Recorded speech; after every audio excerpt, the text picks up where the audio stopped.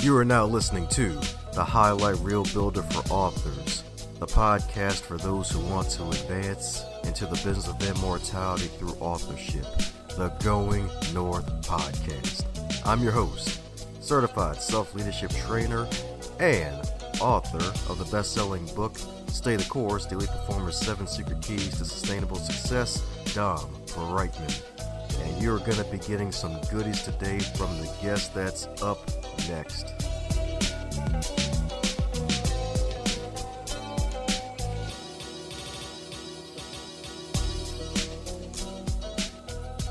How's it going, my friend? It's your host, Dom Brightman here, just giving you a quick forewarning / disclaimer that, hey, these podcasts are recorded on average 2 to 3.5 months ahead of the release date. So if you're hearing today's episode, most likely it was recorded 2 to 3.5 months before it was launched. So just throwing it out there in case you hear something that may sound a little off. That's the reason why. Now let's get on with the show. And today on the Highlight Reel Builder for Authors known as GMP, the Great, Glorious, and Glamorous, is the Going North podcast. And we got another super special, awesome human for you today. And she must have went to the Caramel Lucas School of Dodging the host because it's finally here. She's finally here. She's been dodging me for months. That's right, indeed. But she couldn't escape the Chocolate Man forever. That's right, the Chocolate Man with 99 puns. That's right. Don't worry. The 100th pun is extra cheesy, but that ain't the point. The point is we got one heck of a super special, awesome guest today. Let me tell you a bit about her, because not only she is a wonderful author, I mean, you can't really be on a show if you're not an author, as well as an outspoken advocate for mental health who has a wonderful, not so wonderful true story about her past, as well as spoken at past events that promote wellness, and she also compassionately shares her experiences with her own mental health as well. And to make it even better and not butter, she's a mom to 2 teenagers, and she's a grandmother, which is strange because she does not look like a grandmother, as well as a competitive kickboxer, y'all. That's right, indeed. She's also certified professional training, so that's right. So she's kicking butt, both mental health butt and regular butt on the daily, y'all. So let's give it up for Miss RLB herself, the radiant, lovely, and beautiful Randi-Lee Bowslaugh. How you doing today, Randy? I am good. I'm glad to be here. You have so much energy. Oh, yeah. That's right, indeed. That's right, indeed. It's the full power of youth. That's good. Oh, yeah, that's right indeed. That's right indeed. And it's probably the puns, too. Puns are good for the soul. Puns are my favorite. Ah, good. Good. That means you're my kind of people. We keep the puns on the bun here. No, I'll lay it. Keep them coming. Keep them coming. Oh, don't worry. They come in more ways than one. So, my goodness, as with all introductions, they're not allowed to be 50 days long, and I'm pretty sure I got maybe a part-time shift of what Randi-Lee does. Am I filling in any cavities I may have missed about you? I'm sure there's lots, but that could take a while. I don't know. The important things are I got 4 cats and 3 dogs. And I guess I've been married for 10 years. I guess that's important, maybe.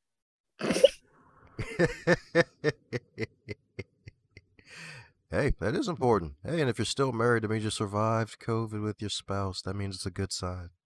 Well, his job was deemed essential, so he still left the house every day. Oh, okay. Yeah, it's fine. Well, that's good then. So it all worked out. It's like, yay, Sanity's still here. He's essential. Yay. If we get paid, we get to feed the kids, the dogs, exactly. the cats. Exactly. So the first one out that door would be the kids. I ain't getting rid of my animals. Well, they're teenagers, so it's expected.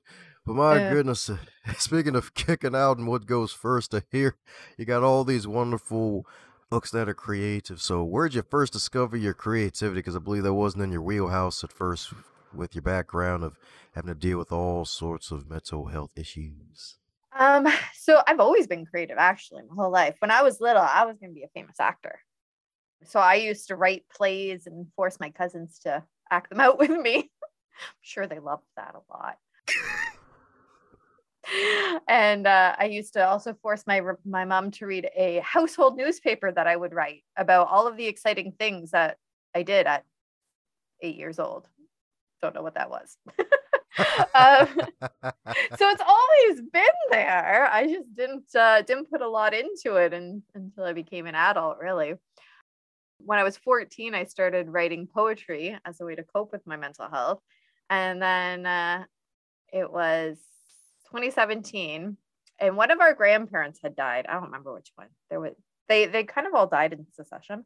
So one of them had died, and so we were cleaning out the basement, probably because we were getting a bunch of their junk. And I found all of these poems I'd written as a teenager, and I went, I don't want to throw them out, but I don't want them to sit in the basement. So that's how I started my first book. It's all that poetry. And then I was like, oh, this is fun. I could do this again and again and again and again and again and again. So here we are. So I'm talking about that poetry indeed. That's right indeed. That's right indeed. That poetry indeed. So have you done any spoken word with the poetry? Once. No, twice, because in high school I did one. But a couple months ago, when we finally were allowed to be outside with COVID, the local library did a little poetry event, and so I read some. That's about it.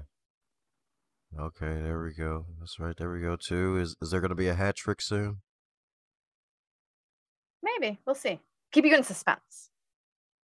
There you go. That's the way of the writer, keeping us in suspense so we can turn the page. That's right. Yeah, that's right. Get that page turning goodness. Page turning goodness. That's right indeed. So my goodness, so in addition to that creativity, I can even having that wonderful newspaper as a wee young tot. Yep. Actually, funny enough, I guess that continues now because folks need to subscribe to your wonderful email list. Yes, I never thought of that before. I was just preparing myself for now. Yeah, exactly. It was all building up. It was brick by brick. It was stone by stone. That's right indeed. Yes. That's right. The Cornerstone Kid swag indeed. That's right. Newspapers. That's right. Yep. So my goodness, so here not only writing has also helped you with your mental health, but also kickboxing too. So my goodness, and you're also a champ too, if I'm not mistaken, right? Multiple trophies? I have a few medals. Yeah. I have one giant belt for 2015, and then I have a whole bunch of medals. I have a whole like row of them in my living room. Oh yeah, that's right indeed. That's right. Even rep Team Canada, right? Multiple times. I went to Worlds in 2015. I went to the Pan Americans in 2016. Sweet. So how was that experience for you? That's right indeed. Getting the big giant belt. It was awesome. I mean, the kickboxing was good too, but the fact that we got to travel was even better.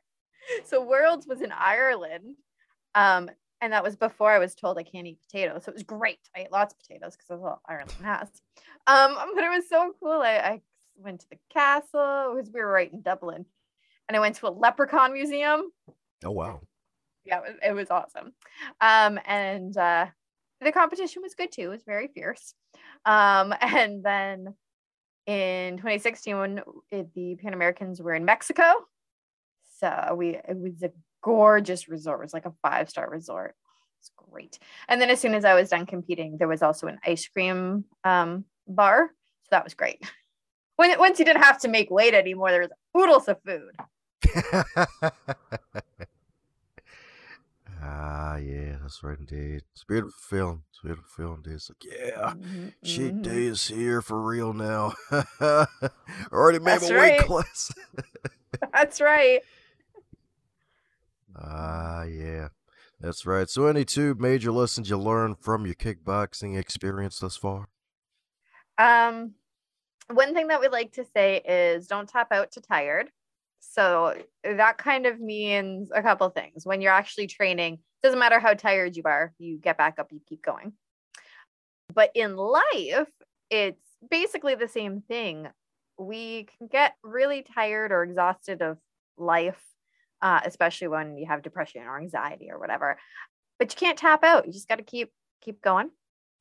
And then the other one is just learning new things is fun, because there's always something different that you can learn. And it might be scary at first, but after you do it, it's not so scary. There we go. That's right indeed. Unless your name is Richard, right? That's right indeed. Let me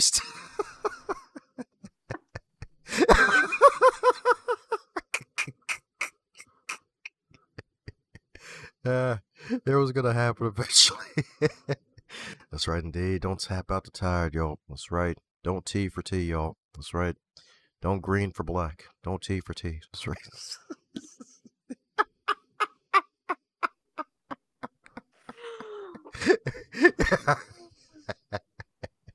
Alrighty. Yep. Yeah, I could tell you're gonna be using that one later on an unsuspecting person. Telling my husband. It's usually him. Ah, that's what I'm talking about. Good. That's right. Keeping it all in the family, indeed. Keeping it all in the family, indeed. So my goodness, don't tap out the tide, y'all. Don't tap out to that tide. And speaking of not tapping out to that tide, with the wonderful work you do as a mental health advocate, like, what do you think a lot of folks need to actually consider more about mental health? Because it seems like it's finally becoming at least getting more publicity, because apparently at the time of this recording, this is, I believe, Black and People of Color / Minority Mental Health Month. I just learned that like a couple weeks ago, and then I believe Mental Health Awareness was also in May as well. So it seems like, so marketers have found a way to abuse months again, but in this time in a good way. So what do you think? What do you think, Bo? So what? Go ahead. That's good to know. I didn't know about this month, so that's cool. I'll have to look that up. So people need. So it's. I lost my train of thought here because you got me all combobulated. Anyway, I do that to people. Yeah. Anyway, so I think that it has gotten a lot more traction mainstream. Like, people are talking about it, but they're talking about it with words, right? Like, not with actions, and actions always speak louder than words. So yeah, we can say mental health awareness, we can say, oh, depression is high, anxiety is high, and those are the ones I always say, those ones, because those are the ones that get more of the mainstream media attention, is depression, anxiety. You don't often hear about addiction, schizophrenia, bipolar, borderline personality, DID. Like, there's oodles of mental health issues or illnesses, and there's a huge focus on just a handful of them. So I mean, that's one of the problems that we have to start doing. I mean, the one problem was we had to talk about it. We're talking about it now, so now we need to talk about all of them, and I think realize that anybody can have a mental health crisis. They could have a mental illness strike them at any time in their lives. It doesn't have an age, no race, no gender, no socioeconomics. Like, it's anybody. There you go. That's right indeed. It's true. Y'all don't care. That's right. It's coming for everybody. That's right. Everybody in the army, y'all. That's right. Everybody in the mama. That's right.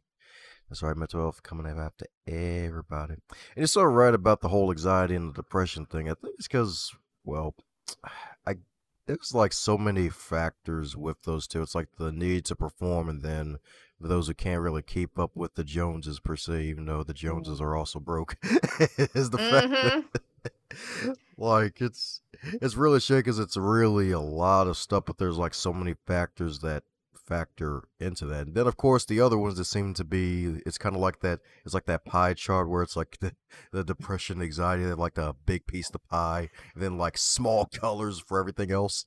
Yeah, exactly. And not that everything else isn't just as valid or important, but yeah, they're just a little bit.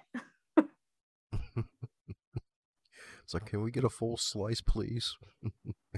Not Please, a taste. sir, I want some more.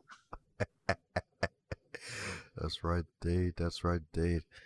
So my goodness, so with and what did you have to deal with personally that's actually helped you to really help others, maybe who may have relatives dealing with that particular mental illness in a way to help them realize, oh, hey, like, hey, I may have this certain thing too. I go through this too. Here's some tips that may have helped me, even though I'm not a Yeah, medical professional. that's Like, any right. advice for those? Yeah, yeah. So I dealt with depression since I was 14. Like I said, that's writing helped me through that. I had planned my death more than once. I really had a good, solid plan as an adult, which was not a good idea. But it was a solid plan. I was going to drive off a bridge, and where I live, there's like a whole bunch of them. I'm right beside a canal. So it was solid. I had it. Didn't do it, which is good. We do not want to do that. I joke about it now because that is one of my coping strategies, to joke about it. And so that's, you got to find what works for you. So humor is a great one. Exercise, kicking people in the head is awesome. Going outside when it's nice out, like today it's nice out. Yeah, that was my big one. Also, as a parent, my kid has depression and major anxiety, like to the point that there's been times when it's been agoraphobic and he doesn't even leave the house. So that's a whole other ball game to have to deal with. And then addiction runs in my family. My brother last year, he died of a drug overdose, and bipolar and borderline are in my family. So there's a lot of different things that I have seen and experienced. But personally, it's been pretty much depression for me. Gotcha. So sorry for the loss of your brother last year. I'm sure that still has its wounds. That's definitely rough right there. Oh yeah, I'm actually writing a book right now about him because that is my coping strategy. So last night I was finishing the second draft of it. So hopefully in the next month or so, I'll actually be able to finalize it and publish it. I wanted it ready back in May because he had died May 20th last year. And so I was trying to do it for his 1-year anniversary. But it's a very emotionally draining book to write. So it's taken me longer than I had expected. Because even though I've written about my own depression and about raising my kid with autism, they weren't nearly as emotionally draining as this one. So it's taken me a little bit, but it's getting there. It's getting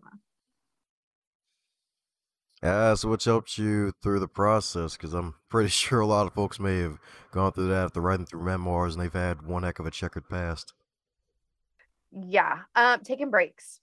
If it's getting too hard to keep focusing on it, just take a break from it. Walk away, go pet a cat, whatever, dog, go for a walk, and then come back to it later. Because I find if you try to just push yourself through it, first off, you end up crying because it's emotional. Or you end up having to rewrite everything you just wrote because it doesn't sound good anyways. And nobody wants to have to do the same thing twice. So just walk away, take a break.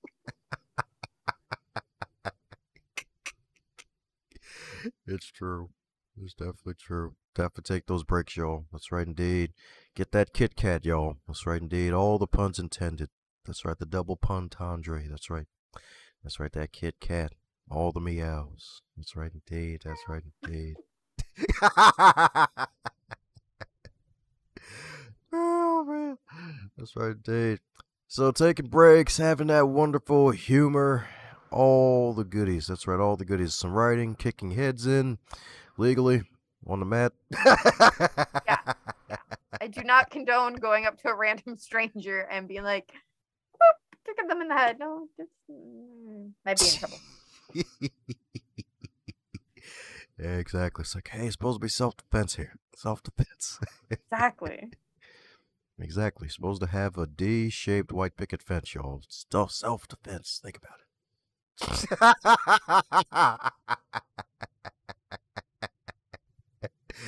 Oh, man. So since you've been on a boatload of these podcast interviews, is there a question that you wish you'd be asked more often? No, not really. That's the first time anybody's actually asked me that question. So I've never given it much thought before. It depends. Like every podcast is a little bit different, right? So there's been some that we go totally off on a tangent and talk about something that I wasn't prepared for, but I'm always prepared because I like talking. So No, I love going on these and just blabbing to whomever will listen. Blabbing to whoever will listen. Yeah. And today it's you. That's right indeed. That's right indeed. Wait, I'm a fan of it indeed. I'm a fan of it indeed. Sweet. So my goodness, so because now it's just really hitting me. Just thinking, it's like okay, got the depression for you and autistic son, if I'm not mistaken. Yep. And then I believe your husband's diabetic too, right? Yep. Yeah, he So, almost died. uh, ouch. Yeah. So how do you like how do you keep all the plates spinning in the air with that? Sometimes I don't. Sometimes they fall and I curl up in a little ball and eat a tub of ice cream. But try not to do that. That's never a good thing. So again, I take breaks. I had to kind of reassess what I wanted in life and focus my energy on those things instead of trying to do everything.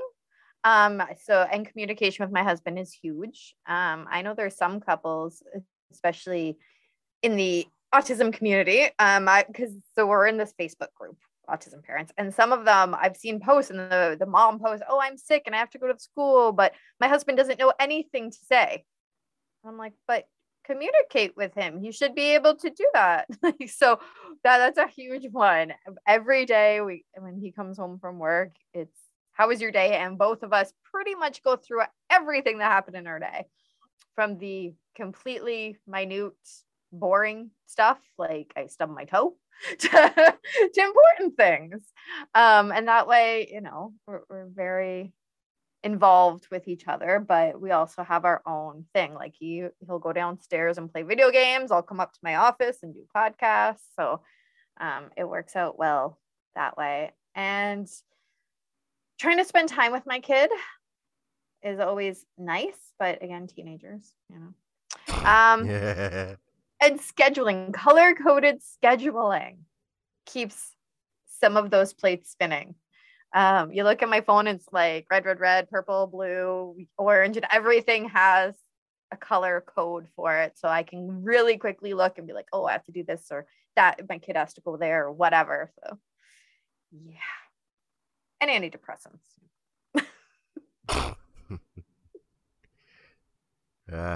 Goes with the territory. Exactly. Yeah.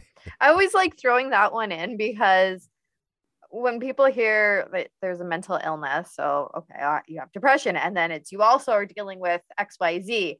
Oh, how do you keep all that going? And if I only say all those other things, it seems like I don't need support for my mental illness. It's almost like, oh, I can just manage everything, it's fine. That's not the case. So I always like to throw in that I take antidepressants. I've been to therapy. And so it's coping strategies that I've learned through therapy, and knowing that medication is not a bad thing. It's there if you need it. Some people need it, some people don't, but don't knock it till you try it.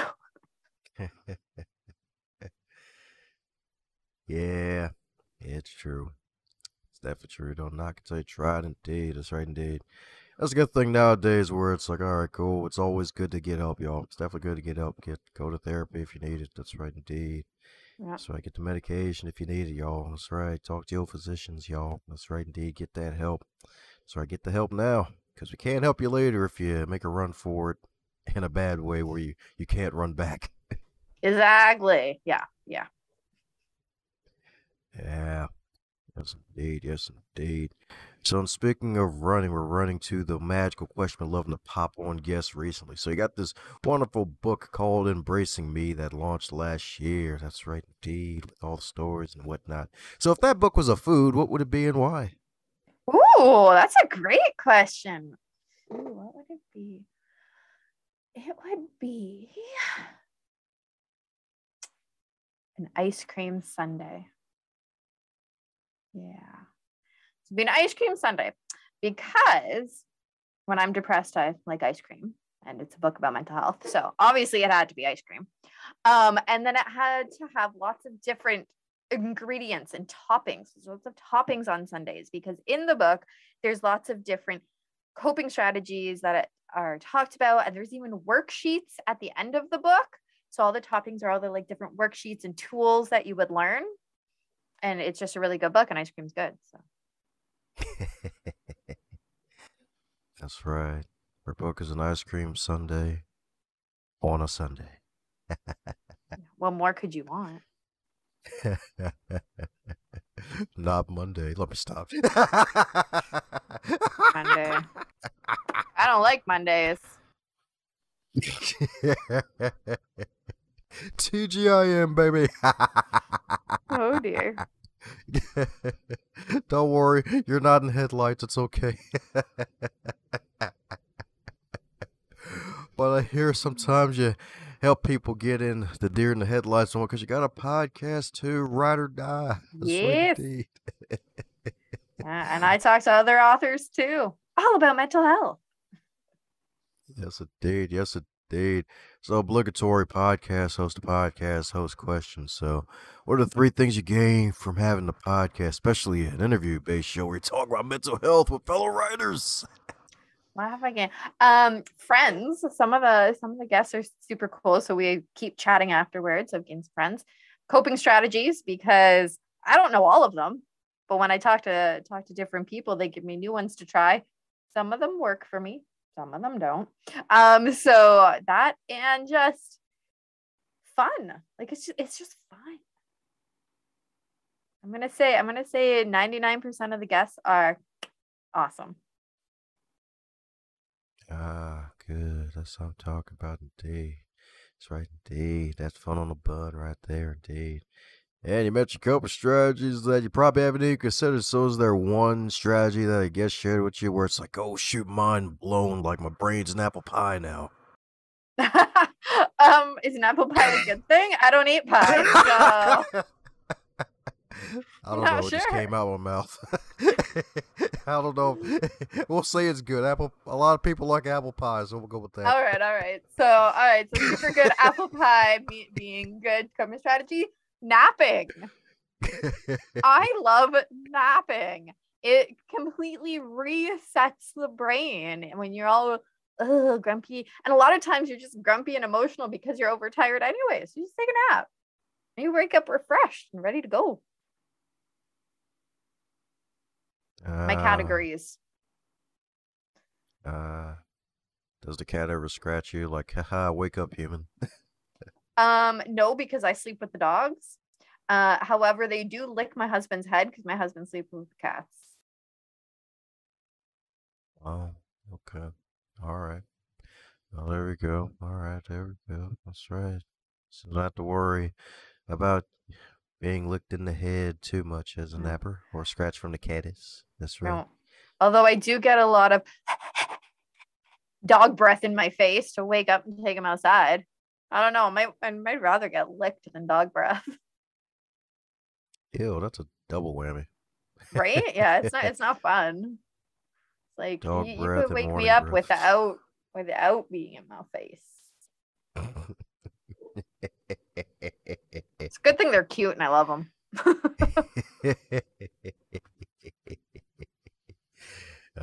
Yeah, that's what I'm talking about, indeed. That's what I'm talking about, indeed. So we're coming down to the magical question that every guest gets to receive, and that is if you're to wake up tomorrow and you're 25 again, but you're still in 2022 with all of your knowledge and experience, what advice would you give to yourself? Go get my pap. So I had cancer when I was 30. So I'd rather have caught it earlier. So yeah, that's what my advice would have been. And for all those women listening, don't put off your routine physicals.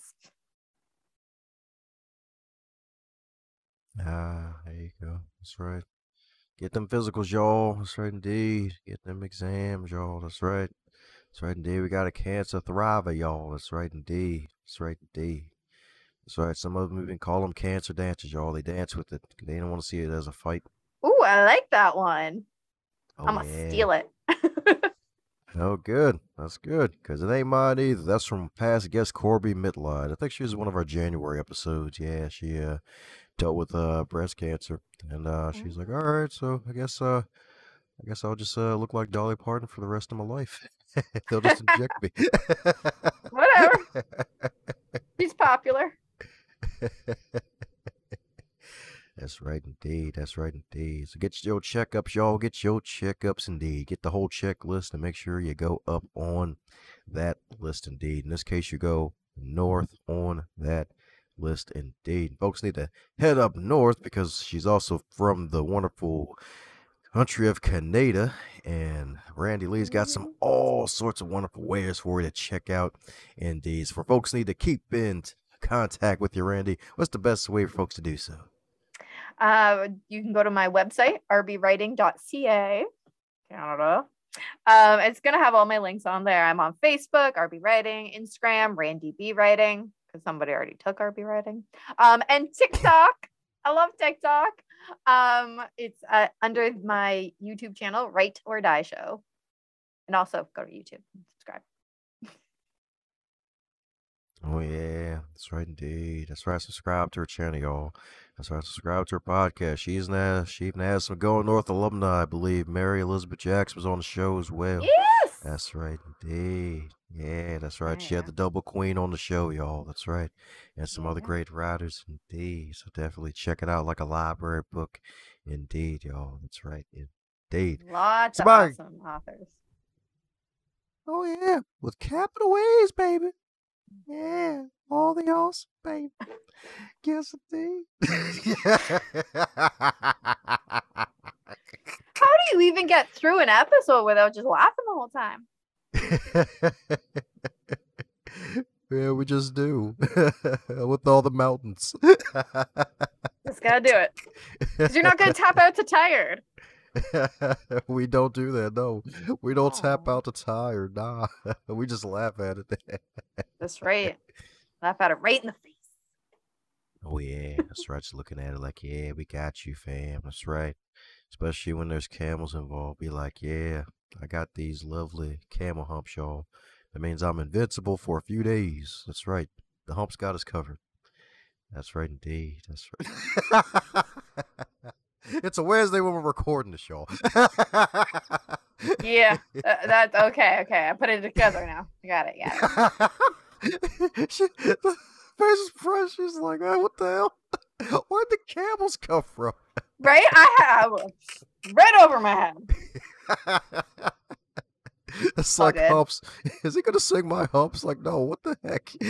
That is what came into my head. It was the song. That's right, indeed. I won't That's sing right. for you though. Oh, you don't want to do it. You don't want to sing. Get your shower moment happening. Platinum artist. Maybe later.